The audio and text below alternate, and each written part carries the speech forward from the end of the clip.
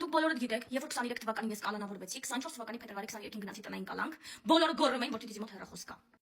Եվ օրենքը ստից բանի համար տնային կալանքը որպես խափանման միջոց նորից փոխեց կալանավորման։ Հիմա ասածս որն է։ Ներկա պահին Վարազդատ Ենոքյան իմ ունեցած տվյալներով, չնայած այս լուսանկարը իրական կտեղադրեմ, այստեղ ներքևը գնայք կտեսնեք իմ արդեն։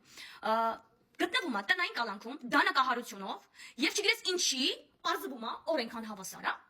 Ես պահանջում եմ օրենքը լինի հավասար բոլորի համար, ոնց որ օրենքը եղավ խիստ ինձ համար։ Ինչ իրավունք ունի տնային կալանքում գտնվողը արարքի մեջ կատարի արարք, անհիմն, առանց պատճառի, առանց դրդապատճառի իմ հասեին հնչեցնի սեռական բնույթի հայհոյանքներ։ Ես պահանջում եմ, որ իր օրենքը իր հանդեպ գտնվի շատ խիստ, ոնց որ իմ հանդեպ, եւ տնային կալանքը որպես խափանման միջոց շատ սիրուն ձևակերպի կալանավորում։ Կամ եթե ինքը հիվանդ է, ուրեմն տանեն հոգեբուժարան։ Չնայած կասկածում եմ, որ հիվանդ է, որովհետև ինքը իր բերանով ընդունում է, որ ինքը հիվանդ չի։ Խնդրեմ դիտեք վիդեոն։ 20,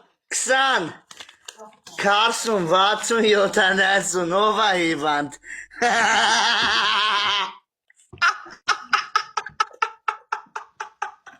Տետիզի տուն եք ունում ենք։ Սաղովի 3000 Քիչին ով նվերք թե օջախներին ծծծնելու են։ Օջախներին ծծծնելու են, մի ամիս թիթիզի մորը ծծծնելու են, մի ամիս, ուղիղ մի ամիս։ Թիթիզի մորը Իսպանիայում բռնեք ապետը։